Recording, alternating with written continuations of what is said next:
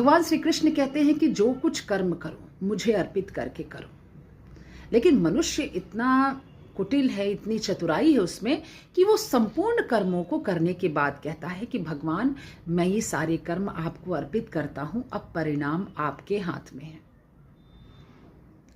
लेकिन भगवान ने क्या कहा? भगवान ने कहा कि अपने संपूर्ण कर्म करो, मुझे अर्पित करके करो। इसका मतलब है कि मोह, कामना, आसक्ति सब कुछ छोड़कर उस कर्म को ईमानदारी से करो,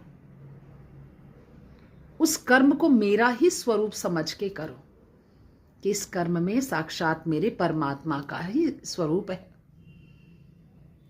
लेकिन हम अपनी छल कपट वाली बुद्धि से अपने मनमाने कर्म कर लेते हैं और उसके बाद जब हमारा मन जानता है कि हमें उसका परिणाम कुछ गलत ही मिलेगा, तो हम उस वक्त प्रभु से कहते हैं कि हे प्रभु, मैं अपने सारे कर्म आपको समर्पित करता हूँ। लेकिन प्रभु आपके कर्मों को लेके क्या करेंगे?